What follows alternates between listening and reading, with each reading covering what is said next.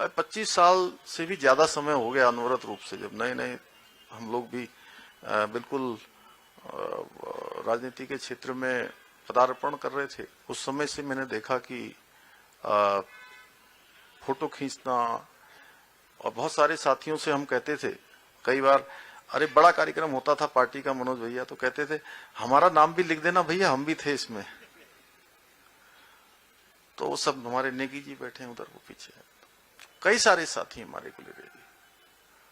तो उन सभी के बीच में आना सच में बहुत सारा पीछे का स्मरण होता है लगातार। वो ऐसा लगता है कि ये वक्त तू ठहर जा जरा, कौन सा गाना है भाई साहब, सुभाष जी?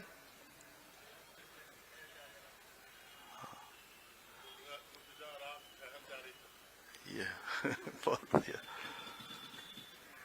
तो उस प्रकार का स्मरण होता है। और जैसे जैसे समय बीतता है, हर दिन प्रातः काल हम उठते हैं, सूर्य भगवान के दर्शन करते हैं, एक नए दिन की शुरुआत करते हैं, तो जितनी ताजगी के साथ, उम्मीदों के साथ, दिन भर की आशाओं के साथ हमारा नया दिन प्रारंभ होता है, उसी के साथ यह भी सत्य है कि हमारे जीवन का एक दिन कम हो जाता है। प्रारब्ध है जो इस जीवन में आया है, उस सबका समय निर्धारित होता है। अरे हमारे लखेड़ा जी भी बैठे हैं, मैंने इनको तो देखा ही नहीं। आपका कार्यकाल भी लंबा हो गया ना? बहुत सकारात्मक रूप से आप लोगों ने काम किया है, पूरी हमारे सचिवालय संघ की कार्यकारिणी ने भी। साथियों, इसलिए बहुत सारी बातें यहां पर स्मरण होती है, क्योंकि उत्तरांचल प्रेस क्लब केवल एक संस्था नहीं है कि जहां चुनाव होते हैं, पदाधिकारी बनते हैं और सामान्य कामकाज चलता है, बल्कि ये प्रदेश की हमारी ये लोकतांत्रिक चेतना और उसकी अभिव्यक्ति का भी एक सशक्त मंच है। मैं देखता हूं कि इससे पहले वाली कार्यकारिणी में भी, और अजय राणा जी तो शायद अब ये कौन सी बार हो गया आप अध्यक्ष? तीसरी बार। ये भी रिकॉर्ड आप ही के नाम है? ये भी पहली बार हुआ है। ये मेरे पर्सनल परिवार का हुआ है। नहीं, ठीक है। तो एक बड़ा सशक्त मंच है कि आप लोग अपनी बातों को हर प्लेटफॉर्म पर रखते हैं, हर जगह प्रेस से संबंधित, समाज से संबंधित कई सारे मुद्दों पर, कई सारे विषयों पर बात करते हैं। तोपवाल जी आप ही है ना? मैं पहचान पा रहा हूं आपको। ठीक। उत्तरांचल प्रेस क्लब ने सदैव अपनी गरिमा के साथ, निष्पक्षता और विश्वसनीयता को बनाते हुए जो पत्रकारिता के मानक हैं उन सभी का पालन किया है, उसको अपने कार्य व्यवहार में आगे बढ़ाने का काम किया है। और ये हम सभी के लिए एक ये प्रेरणा भी है और नए पदाधिकारियों के लिए भी एक काम करने का पाथेय भी है, मार्ग भी है कि उसी मार्ग पर हमारी ये कार्यकारिणी भी काम करेगी। साथियों, अगर पत्रकारिता को लोकतंत्र का चौथा स्तंभ कहा गया है तो यूं ही नहीं कहा गया है। यह वह शक्ति है जो सरकारों को भी जिम्मेदार बनाती है, उनका उत्तरदायित्व निर्धारित करती है, उत्तरदायी बनाती है और समाज को जागरूक करने का काम करती है और आम नागरिकों को उनके अधिकारों के प्रति सजग करने का काम करती है, जागृत करने का काम करती है।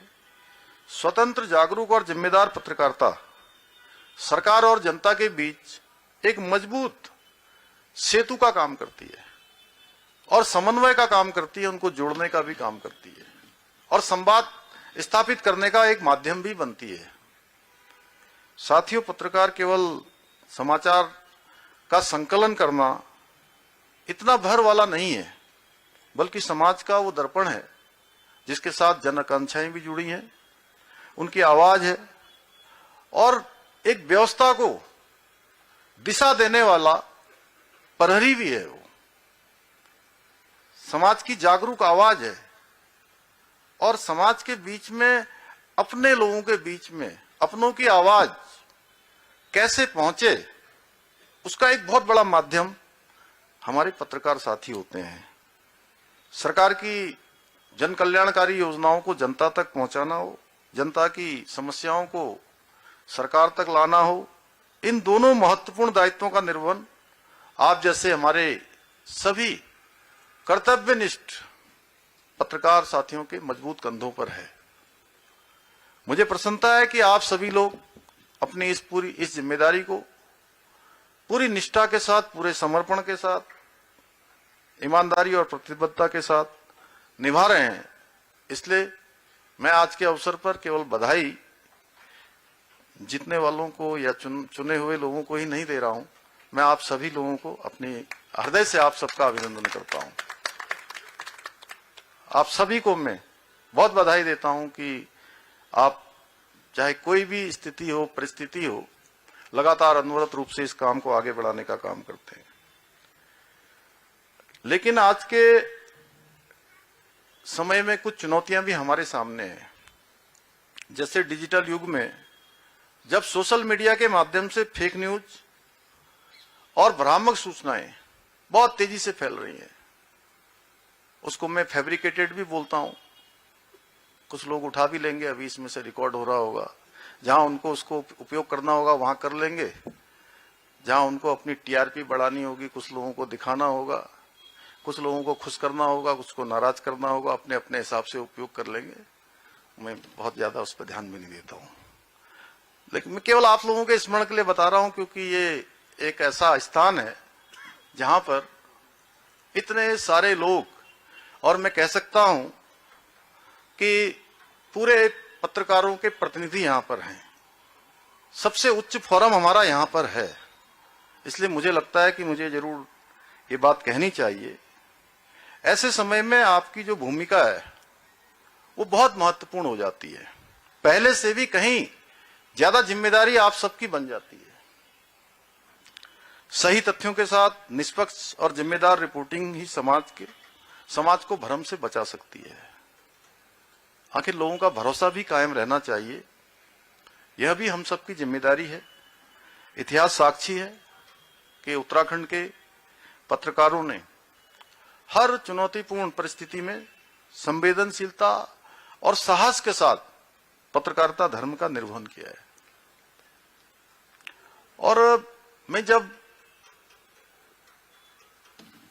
पत्रकारिता जगत में काम करते करते और बड़े उच्च स्थानों पर काम करते करते, जिन्होंने अपना संपूर्ण जीवन लगा दिया, और जब मैं उनको बहुत साधारण स्थिति में और परिस्थिति में देखता हूं, तो सच में उनके प्रति मेरे मन में अगाध श्रद्धा हो जाती है।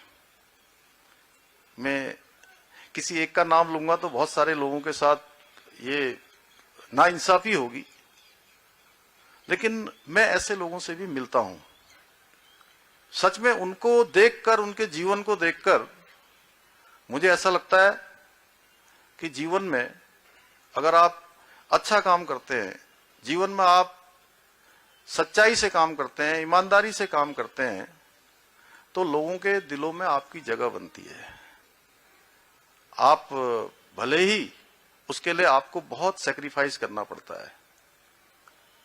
मुझे अभी पिछले दिनों राम बहादुर राय जी से मेरी भेंट हुई। हालांकि मैं उनको बहुत पहले से जानता था, मैं विद्यार्थी था उस कारण से जानता था, लेकिन मेरे इस जिम्मेदारी में आने के बाद वो पहली बार मुझे भेंट हुई मेरी उनसे। तो काफी देर, 1 घंटा, लगभग सवा घंटा उनसे बहुत सारे विषयों पर चर्चा हुई। और चर्चा के दौरान ऐसा लग रहा था कि मेरे पास तो आधे घंटे का भी समय नहीं था, लेकिन ये सवा घंटे से ज्यादा समय बीत गया। लेकिन मुझे ऐसा लग रहा था कि ये बोलते रहें और मैं इनको सुनता रहूं। तो एक उदाहरण मैंने छोटा सा आपके सामने रखा कि हम लोगों के दिलों में जगह कैसे बनाते हैं। तो ये जरूर हमको, क्योंकि आपकी कलम में भी वो ताकत है, वो शक्ति है। दुनिया के अंदर 2 ही प्रकार की ताकतें होती थी पहले से भी, जो मानते हैं तो विद्वानों की ताकत जो कलम से चलती थी, कलम या तलवार। लेकिन इतिहास इस बात का साक्षी है कि तलवार की कलम से ज्यादा ताकतवर हमेशा कलम की ताकत रही है। इसलिए आप लोग समस्याओं को उजागर करने के साथ साथ समाधान का मार्ग भी आप सबके माध्यम से होता है, और इसलिए आपका फीडबैक, क्योंकि बहुत सारा फीडबैक आप सब लोगों के पास होता है, बहुत सारे लोग हम लोगों के पास तक आते हैं, मिलते हैं, लेकिन कई बार वो बहुत सारे संकोच भी करते हैं। लेकिन अगर पत्रकारों से मिलते हैं, उनसे बात करते हैं, तो वो अपने मन की सही बात करते हैं और उसके माध्यम से सही फीडबैक का मूल्यांकन भी होता है, और ये अत्यंत महत्वपूर्ण होता है। साथियों, आज देश के अंदर आदरणीय प्रधानमंत्री श्री नरेंद्र मोदी जी के नेतृत्व में देश में अभिव्यक्ति की स्वतंत्रता को और सशक्त बनाने की दिशा में मीडिया को भी एक महत्वपूर्ण स्थान दिया गया है। इसी क्रम में हमारी राज्य सरकार भी हमारे पत्रकार बंधुओं की समस्याओं के प्रति पूरी तरह से संवेदनशील है। पत्रकार साथियों की सुरक्षा, स्वास्थ्य बीमा, आकस्मिक सहायता एवं आवासीय योजनाओं को लेकर हमने ठोस कदम उठाए हैं। और आप सब ने पिछले दिनों ये जो हमारा उत्तरांचल प्रेस क्लब का भवन है, क्योंकि मैं पहले भी शपथ ग्रहण में आया तो तब भी ये बात आप लोगों ने मेरे सामने रखी थी और बार बार रखते थे आप, रास्ता नहीं निकल पा रहा था, इसलिए बिना एजेंडा नहीं था, तो मैंने स्वतः ही सो मोटो मैंने स्वयं इस एजेंडे को कैबिनेट में रखा और कैबिनेट ने उसको प्रस्ताव में रख दिया कि ये भवन जो है हमारा बनेगा, और बनना ही चाहिए और अच्छा बनना चाहिए, एक मॉडल के रूप में बनना चाहिए। मैं ऐसा मानता हूं कि अच्छा बने। और अजय राणा जी और अभी हमारे सभी साथी कह रहे थे कि इसका बता देंगे जल्दी कब बनेगा, क्या बनेगा। योगेश सेमवाल ने भी कहा, उन्होंने भी कहा, गजेंद्र सिंह नेगी जी भी जब भी मिलते हैं तब भी ये भी बात करते हैं। तो मेरा भी प्रयास होगा कि जल्दी से जल्दी ये बने। इसके अतिरिक्त मान्यता प्राप्त पत्रकारों को शासन की विभिन्न योजनाओं का लाभ प्राथमिकता के साथ मिले, इसका भी हम लोगों ने प्रावधान किया है। वरिष्ठ पत्रकार सम्मान योजना के अंतर्गत अनेक वरिष्ठ साथियों को सम्मानित भी किया गया है। पत्रकार पेंशन में वृद्धि के साथ साथ विभिन्न जिलों से देहरादून आने वाले पत्रकारों के लिए सूचना विभाग के माध्यम से आवासीय व्यवस्था सुनिश्चित करने के प्रयास भी किए गए हैं। इसके साथ ही मुख्यमंत्री पत्रकार पेंशन योजना के अंतर्गत पत्रकार कल्याण कोष का बजट आप सबकी मांग पर आप सबने जैसा कहा था उसको 5 करोड़ रुपए से बढ़ाकर 10 करोड़ रुपए भी किया गया है। हमारा प्रयास है उत्तराखंड प्रत्येक क्षेत्र की भांति जनसंचार के क्षेत्र में भी अपनी एक नई पहचान स्थापित करे। इस दिशा में मीडिया सेंटरों के आधुनिकीकरण और प्रेस क्लबों के सशक्तिकरण पर भी कार्य किया जा रहा है। बहुत सारे स्थानों पर अभी हमारे मीडिया सेंटर बहुत अच्छे तरीके से काम नहीं कर पा रहे हैं। कहीं किसी बिल्डिंग में एक छोटा सा स्थान दे दिया है, कहीं किसी ने जिलाधिकारी के कार्यालय में दे दिया है, किसी ने कहीं पर दे दिया है।